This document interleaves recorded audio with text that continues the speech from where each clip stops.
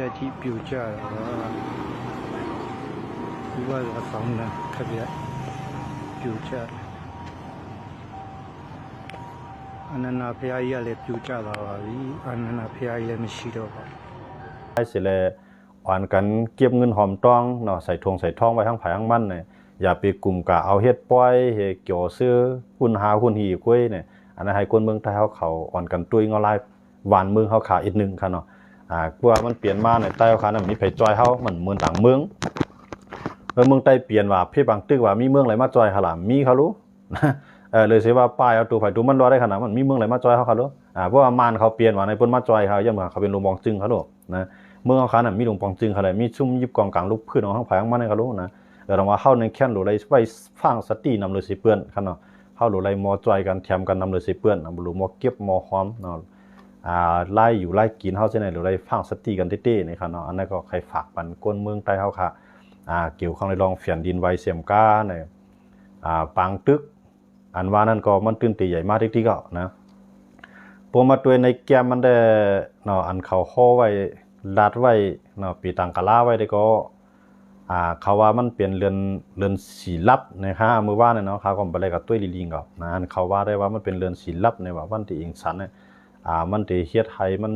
มีรองตุ้มตื้อเนาะมันมีมันเจังหนังคุณวันคุณเมืองก็ที่จังกวนจังปังฮะนะซ้ำเป็นวันศุกร์เที่ยงนะครับว่านะ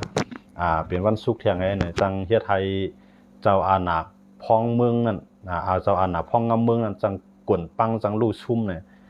ที่เปลี่ยนเต้ได้อยู่ที่เจ้าคือเขาพอมันนั่นขนาดเนาะเพราะว่ามาด้วยกิ่งเกี่ยวสตามันได้ของใครเหมือนนี่ดีแล้วย้อนเบื่อหาในซึ่งมาในนางไงมากเอาหรือในนะก้อยกามันกูมันไรเงินตีตั้งใจแถมดีนอกเมืองไหนก็เอากาเป็นกาหมักกองมาในค่ะเนาะที่อันเท่าไม่ใจในค่ะนะมือเลยได้ก้นเมืองในมันกินหน่อยวะนะก้นเมืองอันนั้นทบเพในได้มันกินหน่อยวะนะตั้งกว่าตั้งไปก็ถูกตัดขาดมันเส้นหนังตั้งโขคำนำลงเอราวัตีค่ะเนาะอันนั้นก็ไรกวนปังลงกว่าเนาะอายุมันหูไรปากปีเยอะนั่นนะ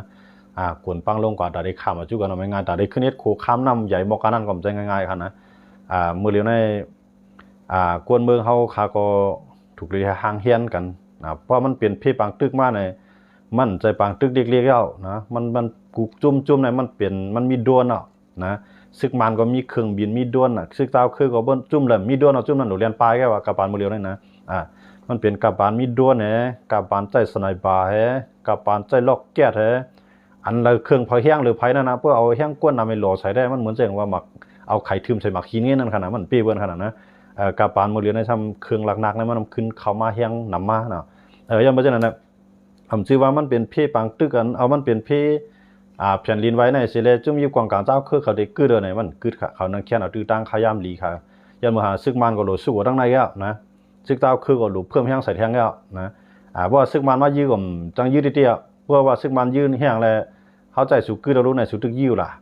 นะเปิ้นก็ได้วางเขาเปิ้นมาจ่อยเขารู้หมดเลยในห้องหาเปิ้นหมดเรารู้ขี่ก็มากะลาก็มาแล้วก็กูเมืองอ่ะนะอันเดมาในคณะอันปืนเผาไว้อันเขามาหมดเลยได้ถึงมี3เมืองเองก็นะเขในมันม่านตั้งมันบ่ล่ะเขเนี่ยย้อนเบื่อหางเนี่ยมันจำเขาโลเขในเมืองเป็นเมืองใหญ่พวกมันมากับบนที่ว่าทั้งมันเขาโลนะพวกมันมากับบนที่ว่าทั้งมันย้อนมันเป็นมหาอำนาจเลยทำไรกินเจ้าเมืองห่มตุ่มตู้ห่อน้ำแห้งหนามันเนี่ยนะกำไรมันก็ว่ามาเนี่ยมันก็เข้ามาในหูมันเอาสังว่าปันมีของเลี้ยงหูเขาเลยมันมังเผามาถึงก้นเมืองอะไรอันมันมาได้เอากวนมาเนาะเอาเครื่องไม้เครื่องมือเนาะแต่เด็ดจันเอากวนออกมาไตเฮือนแตกบุดแตกว่านร่วมเตียงใส่นั่นขนาดเนาะเขาได้เขาเอาเครื่องมือเขาจะในเขามาเลเซียเขาจะในทางแฮนด์มอร์นะสิงคโปร์เขาจะในกระบวนทางแฮนด์มอร์นะเหมือนเจ้าหนังอินเดียนะได้เอาเครื่องบินมาลงออกนะเอามาเข้าเตาน้ำตั้งกินมายามาจ่อยนะอินเดียก็เอามาทำไม่ยากครับกลางกลางขวดในขณะยันเบอร์เจนอะไรต่างไรว่าเขาขามาตัวยาวเนี่ยเปิ้นจ่อยกันมั่วรันจ่อยในขณะกูเมืองจ่อยนะเมืองเขียนในคำย่าเขาก็ย่างว่ามันแห้งดันเมืองเขาน่ะศูนย์กลางอยู่เมืองเขามั่วรันนะศูนย์กลางอยู่เมืองเขาในมันเด็กเรือนแทงลายปอมผู้เขาแล้วเนี่ยนะมันอยู่ที่เวียงเหลืออยู่ที่นิบิโตอยู่ที่จักรไก่เนาะ3ตีในใหญ่ที่สุดนะเพราะว่าเปลี่ยนตีอะไรตีนึงถึงกันมั่วแล้วอะนะเพราะว่ามันเปลี่ยนตีนิบิโตก็มาถึงเมืองไทยอะเพราะว่ามันเปลี่ยนตีจักรไก่เนี่ยก็มาถึงเมืองไทยอะนะถึงเมืองไทยเมืองเขเนาะแล้วก็ดังเมืองหิมพอเมืองจำกันนั่นขนาดเนาะเพราะว่ามันเปลี่ยนตีเวียงเหลือเนี่ยก็มันถึงกันเนาะย่ามาที่ไหนๆมันเป็นห้อยเรือนห้อยโตมันใหญ่กันนะมันใหญ่แห้งนะที่ไหนๆลึกคนลึกแห้งนะเนาะที่ไหนๆมันเลยว่าเปลี่ยนอันดีไม่ใส่ที่ๆครับเนาะมันจังเกิดขึ้นอะไรอยู่แต่เสียครับเนาะ เขาว่าได้ในปากปีในปอกในเป็นปอนดังสุดดีมันแห้งดีสุดในเขาว่านะเขาว่านะตั้งเมืองไทยเขาได้เขาว่าอย่างนั้นในเขาดังปากปีมายาวคันเนาะปอกในเป็นปอกอันแห้งดีสุดในเขาว่าแผ่นดินไหวในคันนะเฮาข่าวก็มื้อนั้นนะเฮาข่าวมาอยู่ด้วยที่เกียงไหวในหลาย10ว่า10ปีปลายในเฮาข่าวก็ต้นย้ายบ่เนาะอันเขาควันในยาวก็ได้มันได้ไกลมีอยู่นะอันนั้นได้มันใครอยู่หมอก1นาทีคั่นน่ะเนาะ1นาทีในแห้งมันจะคั่นเลยเนาะ1นาทีมันแห้งหลายละนำในผู้ผังพับผังพริบออกหมดคั่นน่ะเนาะเลยว่าข่าวแห้งเตะๆนะอิงสันแผ่นดินไหวปอกในนั่นน่ะที่ก้อยก็ว่าแผ่นดินไหวยาวเนี่ยมันจะยาวก็ห้ามมันจะปางตึกในตีแห้งมาหรือในแทงนะปางตึกในตีแห้งมาหรือในแทงกำในผีดิยาบเกาหลีเนาะซึกเจ้าคือเกาหลีเขาก็หันว่าซึกมาในอ่อนๆนะเพราะว่าเอาข้าวยามันในเลยเพิ่มแถมแห้งซึกแทงนะมันก็จังนึงในก็จอยตั้งนึงในหรือจอยก้นเมืองอีกอย่างนะก้อยก็การเมืองในดิ้นลำลองเลยเซนั่นแทงอยู่นะมันแสดงว่าเพราะว่าก้นเมืองก็เลยจอยการเมืองก็คืบตั้งหน้าอยู่ในมันจังเป็นเฮียงหลวงอันนึงจังเฮ็ดให้เฮียงซึ่งในเข้าจิ้มไรนั่นขนาดเนาะมื้อในเงินมาในเงินในเต้ๆในมันโหลกับจ้อยก้นเมืองกับมีตังโหลกับจ่ายวันอันเปิ้นซุ่มเปิ้นสั่งในเคลื่อนในเย่จังนั้นมันโหลกับจ่ายวันนำหลังเงินมาในมันจังจะแต่ว่าขีมเอาเงินนอกเมืองในเขามาก็กะว่าพวกเขามาจอยผ่านมีหนองเหลียงได้คือก็มีหนองเหลียงได้เพราะในปากปูนได้หมอก70ปูนในมันตามมันเนาะ30ปูนได้ถึงก้นเมืองอ่ะมีหนองเหลียงนั่นก็มันได้กับจอยก้นนั่นเปลี่ยนใจมันเนี่ยลูกหลานนางไม่ซึกมานั่นยากินกันเนี่ยมันเอาแต่จังใจร้ายในก็เป็นก่อนไหลค่ะนะก็ในเมืองเขาขับแต่เขาว่าให้คนเมืองเขาขับพางสติลองกินย่ำในลำลองที่สุดนะจังไรว่ามันหลวมีเงินเงินก็หลวมีกำไรหมักข้าวเต้านำก็หลวมีนั่นขนาดเนาะยาว่าเช่นนั้นขนาดเนาะมันแสดงว่าคู่ครองนั้นมันได้คู่ครองได้เด็กกาคันใหญ่คันหลวงอ่ะพี่นายยันบ่ฮะกูภายน่ะได้เป็นปังตึกใหญ่กูภายเขาแล้วเนี่ยนะกำไรเขาขับขึ้นมาด้วยดังตาวันออกกลางเอ็นนึงค่ะเนาะเขาลาดเลยลองอิงสารเนาะแผ่นดินไหวอ่ะเนี่ยเขาขับมาด้วยดังตาวันออกกลางเนาะตั้งยูเครนเขารัสเซียเขายุโรปนั่นค่ะเนาะตั้งตาวันออกกลางฮะนั่งสุดได้เขาขับมาด้วยตั้งอิสราเอลค่ะเนาะอิสราเอลเนี่ยได้ก็ไหว้เสกึดตึกกันมาข่าวดัง60วันป่วนมายาวค่ะเนาะ60วัน2เดือนเตรียมมายาวในอิสราเอลเนี่ยขึ้นปืดปังตึกซิมเมืองกว่าแท้ดีสนุนกับซ่าในค่ะเนาะกำไรขึ้นซิมกว่าดีสนุนกับซ่าในเอาแค่ซึกในมุงนาเขาขึ้นว่านับเสียนมันเหงาค่ะนะขึ้นเขาขึ้นซิมปืนตีดีในกำไรเขาทำยื้อเบียดนะเขายื้อเบียดภูมิปุนพรภูมิจันผู้นำสูงสุดของหามาเขาในไหว้เสกเขาขึ้นตึกขึ้นมาตึกกันในหมอกใครไรหมอกอาร์ตีนเอาเขาอย่างไรเขาขึ้นตึกกันขึ้นในคณะหมอกฮาวันเต็มกับฮาวันนะเขาขึ้นตึกกันที่ในอิสราเอลในมาฆ่าตายเบียดผู้นำหามาใน2ก้อยเอาค่ะนะในข่าวยามหลายวันก็ฆ่าตายกับ2ก้อยกำไรหายกันแห้งหนาที่ในครับเนาะกำไรกวนเมืองปาเลสไตน์กวนเมืองหามาดเขาเนี่ยเนาะในพื้นที่หามาดเขาเนี่ยเขาลุกขึ้นมาในกลางใจต่อตับซึกหามาดเขาค่ะนะคำใจว่าจอยเทียมอิสราเอลคำใจมาสันคัดอิสราเอลค่ะนะมือเร็วนะเขาลัดว่าจริงมากก็ย่าว่าหามาดนั้นมันตื่นแก่ขี้บันเท่าไรมันสร้างบางตึกเอากวนเมืองเฮ็ดโหไว้เนี่ยว่ากวนเมืองในเมืองปาเลสไตน์เขานั่นเนี่ยลุกขึ้นมาสันคัดต่อจุ่มยิบกองหามาดเขาขึ้นค่ะเนาะบอกว่าจุกอยู่ภายอิสราเอลนั่นค่ะเนาะปันแห้งเฮ็ดดีก็สุบเอากวนเมืองทุกค่ายสุ่มเป้อิสราเอลแล้วว่านะใครว่าจังได๋นั่นขนาดเนาะผมว่ากวนเมืองในออกมาสารคัดลืบล้ำแบบตับซื้อขามาดค่ะนะตับซื้อขามาดอยู่ดีแล้วในพื้นที่ที่เขาอยู่นั่นเขาก็ลืบแบบค่ะกำไรเขาอยู่ดีแล้วในอันเป็นกวนเมืองในจี้ในเป้าของเขากำไรนะปันข้อมูลบันที่อิสราเอลเนี่ยก็ถาหางมังเดมตีค่ะนะกำไรนะกำไรโดนัลด์ทรัมป์เนทันยาฮูเนาะโดนัลด์ทรัมป์ในประธานาธิบดีอเมริกันค่ะนะเนทันยาฮูนะครับเป็นผู้นำของอิสราเอลนะโดนัลด์ทรัมป์แ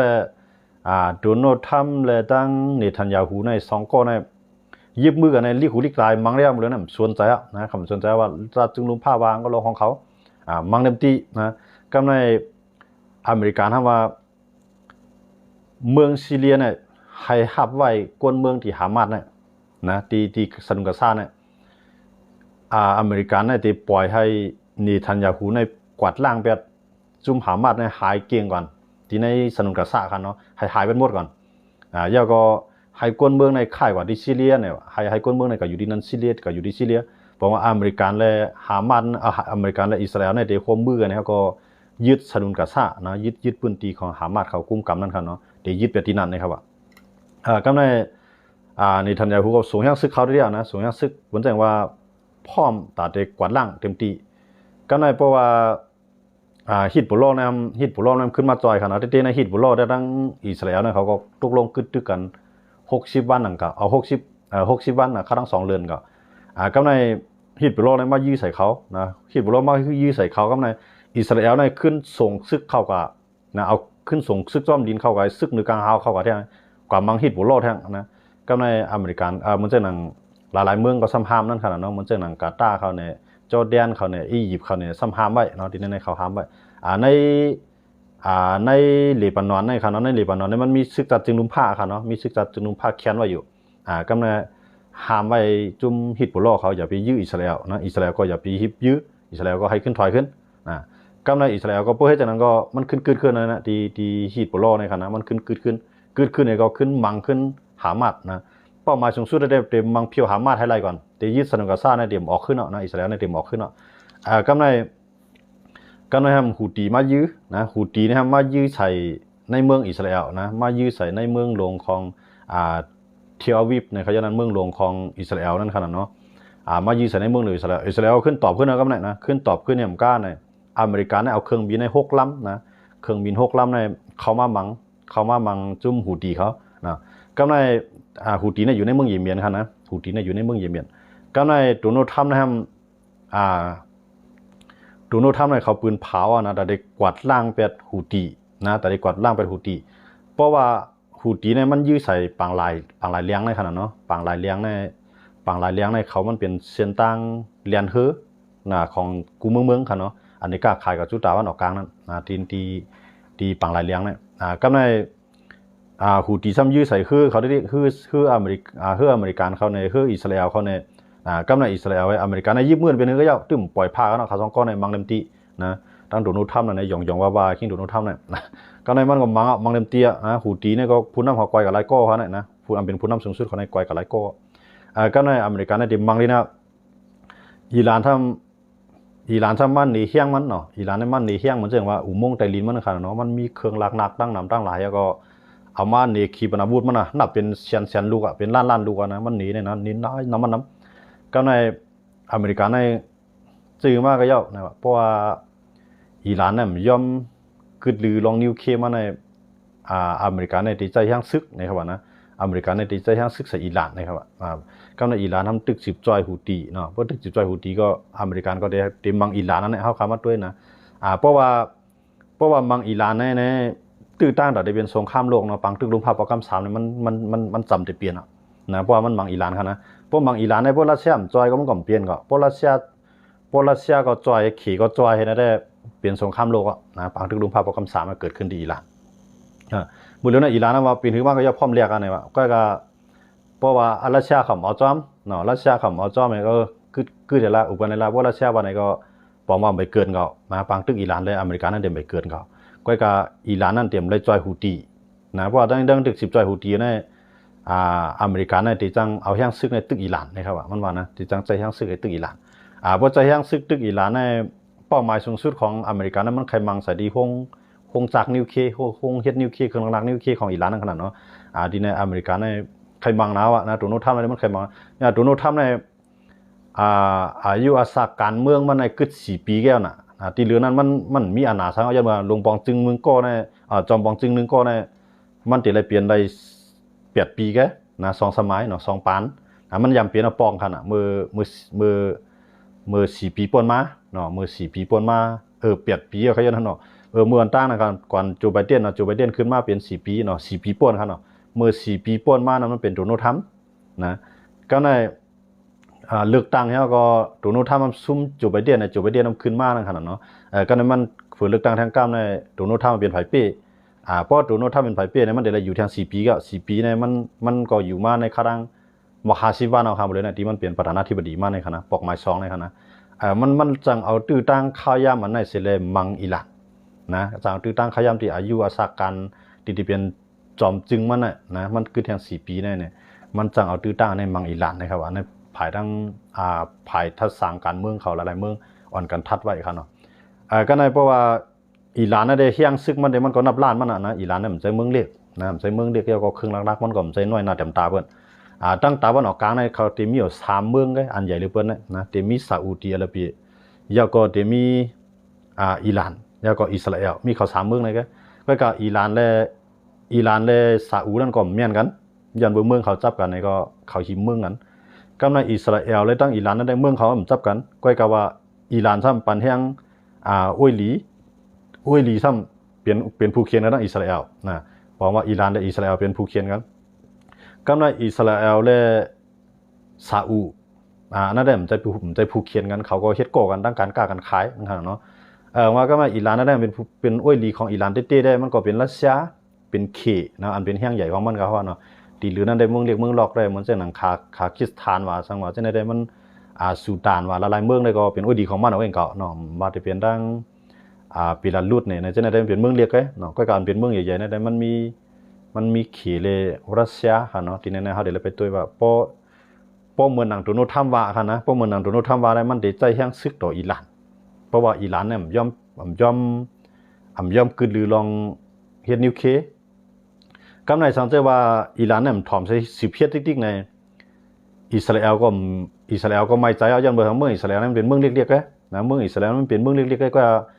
ออกมันใหญ่นะนำกระตั้งแขนมันสูงมันต้องไรเขียงตาอิหร่านนะก็เพราะเมืองว่ามันตันหูนับกวนมันก็มันตันเนาะยันเบอร์จังเลยอิสราเอลในกูนะกูอิหร่านมีนิวเคลียร์เพราะว่าอิหร่านมีนิวเคลียร์วันนั้นจึงเอานิวเคลียร์นั้นโยปันอิสราเอลนะอิสราเอลเนี่ยโจมหายกันเดียวนะมันเมืองมันเล็กนะยันเบอร์จังเลยว่าอิสราเอลเนี่ยมันคล้ายๆอิหร่านในมีนิวเคลียร์นะมันใครมังแต่เป็นเมื่อไรว่าอิสราเอลในใครมังอิหร่านก็อเมริกาในมือปานตุนุท่าเอามือปานจูไบเดนมันสัมปันมังมันปันมังก็เมื่อมังอันเมืองดอกเมืองแหละมีไผมาจอยได้ขาสองก้อได้ว่าหัวกำแห้งอะไรนั่นขนาดนอมันจะหนังอิหร่านมันแห้งซึกน้ำแห้งขีปนาวุธมันน้ำก็พวกเอาที่กลางหาวทางสิ่งเช่นนั้นมันทำเพียงอิสราเอลให้ในนั้นขนาดนอมันกับกว่ากันเช่นนั้นก็อิหร่านได้แห้งซึกมาได้นับล้านมันนะอิสราเอลมันเดี๋ยวมีหมอก4-5 แสนนี่ก็อิสราเอลในแห่งซึกมันก็ในเขาขาขึ้นมาด้วยดีเนี่ยดังยุโรปก็ซ้ำเปลี่ยนปัญหาทางต่างหนึ่งนะยุโรปได้มันหมายถึงดังรัสเซียเขายูเครนนั่นขนาดเนาะมือเดียวในฝรั่งเศสได้พร้อมแต่ที่เอาแห่งซึกเขาจอยยูเครนเขาจอยตึงแต่เขาจอยห่มร่มนะหนังเฮรัสเซียเดี๋ยว10 ลูกล้านมาแทงนะก็กล่าวว่าเขามาด้วยดังรัสเซียและยูเครนได้มือเดียวในตัวนู้นทำมาว่าทั้ง2เมืองในสุดอะไรกึดตึกต่อกันนะครับเนาะมันแสดงว่ามันเกี่ยวข้องในห้องงานอันใหญ่ๆอันเกี่ยวข้องตาเดด้วยถึงก้นเมืองนะครับเนาะมันแสดงว่าปั๊มน้ำมันเนี่ยมันแสดงที่เจ็ดท้องน้ำมันเนี่ยมันแสดงที่ปืนที่การกล้าการขายเนี่ยจะได้โครงสร้างนั่นขนาดเนาะอย่าไปยื้อใส่โครงสร้างของการตั้ง2 ฝ่ายยูเครนก็อย่าไปยื้อใส่รัสเซียก็อย่าไปยื้อใส่ยูเครนเนี่ยอุปกันเนี่ยตกลงกันเนี่ยก็การตั้ง2 ฝ่ายเนี่ยเฮ็ดจ้ำนะทั้ง2 ฝ่ายเนี่ยเฮ็ดจ้าเหมือนอย่างรัสเซียก็ตึกยื้อใส่ของยูเครนก็ตึกยื้อใส่ของรัสเซียเมื่อในยูเครนเนี่ยมันไล่ใจเครื่องหนักของฝรั่งเศสแล้วเมื่อนะฝรั่งเศสในปานเนาะฝรั่งเศสในเบื้องนั่งเมืองเฮาได้ห้องว่าปิ่นติดนั่นขนาดเนาะเมืองเฮาได้ห้องปิ่นติดมันห้องจอมมานั่นขนาดเนาะแต่เฮาอยู่เมืองไทยเฮาซ้ำห้องจอมไทยห้องฝรั่งเศสครับเนาะฝรั่งเศสในมันลัดว่าเครื่องบินก็ปันยูเครนใจอ่ะนะมือเดียวในยูเครนใจมือเดียวในเครื่องบินในมันเอาเครื่องบินฝรั่งเศสในใจครับมือเดียวนั้นนะใจต่อรัสเซียฝรั่งเศสในมันพร้อมตาได้ส่งแห่งซึกเขายูเครนก้อยกะยูเครนในรัสเซียนั่นได้เลยตกลงกันก่อนว่ากึดตึกต่อกันเสียมกาตาได้ให้เปลี่ยนลองมันกึมกว่าวันเมื่อนาเลยรัสเซียเต็ม10 ลูกล้านแถวนั้นเลยฝรั่งเศสเขาพร้อมตาได้เขาว่ารักษาสันติภาพเนี่ยมันแสดงว่ามาเฮ็ดให้เมืองยูเครนนั้นมีลองมันกึมอย่าไปมีลองตึกลองยี่กันกว่าแทงยาวตั้งนานนั่นน่ะให้เอาซึกมือเลยในซึกอังกฤษอัน2 เมืองก็ได้2 เมืองเนาะมันจะน่ะอังกฤษเลยฝรั่งเศสเมืองใหญ่ๆ2 เมืองก็ได้พร้อมได้ส่งยังซึกเขามาจอยเขามาเฮไว้ครับเนาะเขามาเฮไว้ที่รัสเซียมือเลยถ้ามันรัสเซียมาเพราะว่าเมืองยุโรปจะในเมืองหลายเมืองนึงเขามาก็เหมือนตั้งหน้าตู้เขามารัสเซียพร้อมได้ยื้อเปียดนี่บ่บ่เฮ็ดจังนั้นก็บอกว่าเพราะรัสเซียยื้อเนี่ยกำในฝรั่งเศสทำว่าฝรั่งเศสเยอรมันเขาว่าพร้อมแต่ที่ไทยรัสเซียในเตียกเอาที่ไทยรัสเซียในเหลียวเนี่ยว่าครับว่าถึงจังว่าที่ก็ยื้อเขาได้พร้อมแต่ยื้อเขาในเมืองรัสเซียนะเพราะว่ารัสเซียมายื้อเขาตั้งความหมายของเขาได้มันจังว่าเขารัสเซียมายูเครนเต็มแล้วซึ่งยุโรปเขามาเต็มแล้วนะโตเขามาเพราะว่าเขามาก็รัสเซียได้ยื้อใส่เนี่ย ก็ในฝรั่งเศสเอาขึ้นตอบกับขึ้นดีรัสเซียว่าเมืองในมันใจเมืองของรัสเซียเท่ารู้เลยกว่าไทม์กลางใจรัสเซียอันเท่าเด็กเข้ากันในความ